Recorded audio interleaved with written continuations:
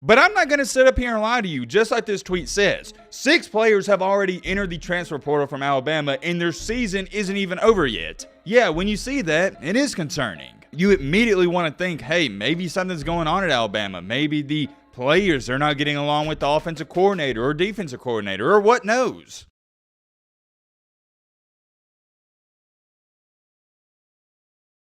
Ho, ho, ho! Merry Christmas! I hope all of you are ready for some chaos, because I'm going to let you know right now, it's about to go down. Well, actually, let me go back on that statement. It's not about to go down. It's currently ongoing as to when I'm speaking. I'm sure some of you know what's going on. For those of you that don't, the transfer portal has officially opened, and yeah, chaos is going to ensue. Whoa, whoa, whoa, whoa, whoa, whoa, whoa, whoa, whoa, whoa. Hold on. Speaking of chaos, I heard that word. Not 1, not 2, not 3, not 4, not even 5, but 6. Count them, 6 Alabama players have already entered the portal. The portal has been open for what? A day or two, and 6 Bama players are already left, including 4 and 5 stars. As a Bama fan myself, am I shocked about some of these players entering the portal? Absolutely not. We see this every year, but I am shocked about some of them. A couple of guys that entered the portal for Alabama, they were some of our big-time players on offense. I don't want you to misinterpret this when I say it. Yes, it sucks to see any player leave, and I'm wishing them best of luck, but maybe it's not a bad thing, and I'll explain why. We're going to talk all about that in today's video, and also, I don't know if I've ever seen something like this, and it's crazy. It feels like I say this every other week, but another Florida quarterback has been kicked off of the team or lost his scholarship because of some. I'm trying to be careful here because I don't even know if I can say this on YouTube. He was kicked off of the team because he had pictures of you know what. How can I say this so you can understand it? It rhymes with corn. That is some serious stuff. We're going to talk all about that. Also have a couple other minor topics to go over. It's going to be a jam-packed video like always. All right, Matt, blah, blah, blah. Shut the crap up. Now, without further ado, let's get into it. We're starting it off hot. First things first, we all know, I talked about it, I think about, 2 weeks ago, that a Florida quarterback, he's a high school recruit, he was a 4-star recruit, he lost his scholarship because he said the N-word. He didn't say it in a derogatory manner. He was singing along with the song. Should he have said it? No, because nowadays people are soft, but it is what it is. Florida wound up pulling his scholarship, and I'm sure he'll go somewhere else and have a great career. Fast forward in time to only 2 weeks later, we see another Florida quarterback who was on the roster that goes by the name of Jalen Kitten. I hope I'm saying that correctly. He's been kicked off of the team. To go on top of that, he was arrested because he had some child you-know-what. There hasn't been too much more said about it. The only thing we know is that it could result in a prison term up to 15 years and a fine up to $10,000. I shouldn't have to sit up here and get mad and furious and tell you how sick this is if it's true, because we all know this or should know this. I'm not going to be too harsh on this Jalen Kitten dude because I don't know the degree to it. He's currently 19 years old, so technically this quote-unquote child could have been 17, but at the same time, I feel like if it was a 17-year-old, it wouldn't be as a big deal as it currently is. I haven't heard or seen a legit source come out and say the age of the child. Or not just child, but children, because it's multiple photographs. But with me just being a realist, like I said, I don't feel like this would be as big as a deal as it is, and the police department wouldn't be arresting the guy if this was a 17-year-old. I could be wrong on that. I'll leave it at this. If this is a child, and y'all know what I'm talking about, someone that is under the ages of 13 or 14,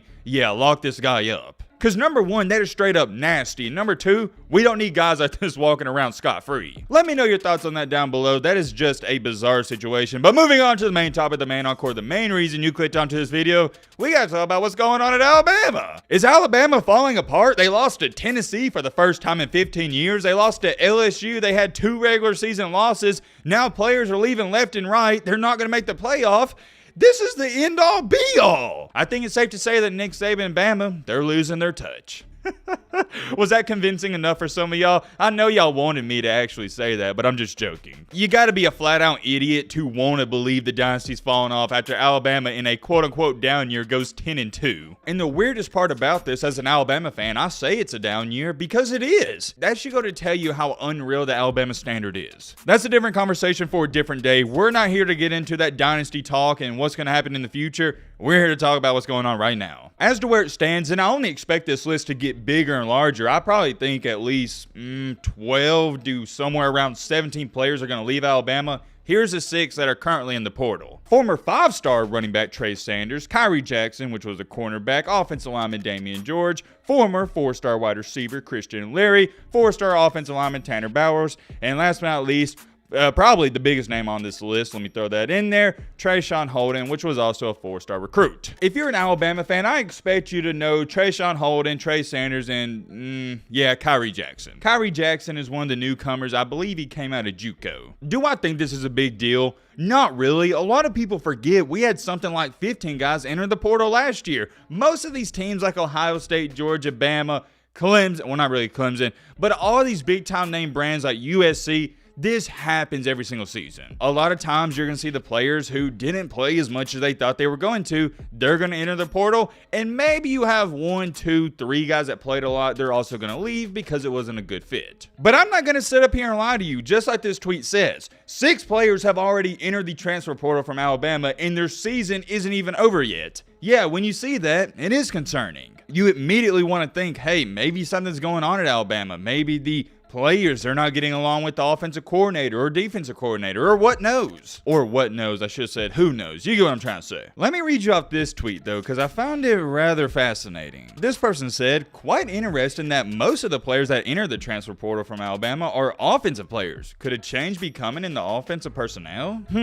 Interesting, but also you gotta think about this. Maybe they could be leaving because a change isn't gonna happen. Maybe some of these offensive guys leaving, like Trayshawn Holden and Trey Sanders, they understand, hey, Bill O'Brien, he's coming back, and me and Bill O'Brien, we don't get along, we're not on the same page, so I'm leaving. Just for a train of thought, I'm not gonna get into all that Bill O'Brien talk. I think there's a good shot he winds up leaving anyways. However, with all that being said, Bama fans, as bad as it sounds, I don't think it's a bad thing at all. You want my honest opinion? I think this could be looked at as a good thing. Why is that? Oh, because may I remind you, this Bama team had a lot of players that weren't that great. This Bama team had a lot of players on defense and offense that, number one, they were soft, and when the big time games were going on and we needed them the most, they didn't show up. Just like this tweet says, what if I told y'all some of these coaches, like Nick Saban, uses the transfer portal as a way to trim the fat? That is exactly where I'm getting to with this. Let's be real here. I love Trey Sanders to death. It just didn't work out in Alabama. But for Trayshawn Holden, this dude had what?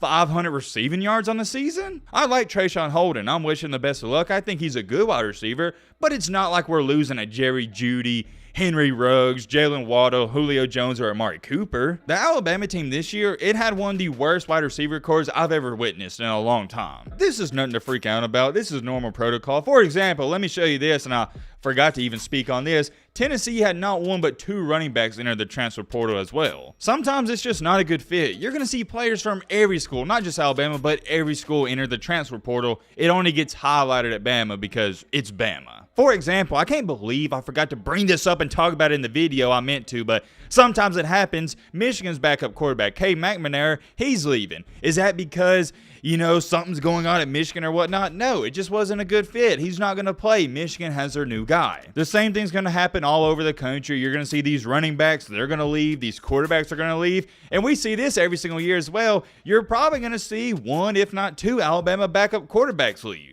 You just never know what's going to happen with the transfer portal. And as a college football fan, I love it because it gives us something to talk about. I'm very curious. Let me know your thoughts down below. But,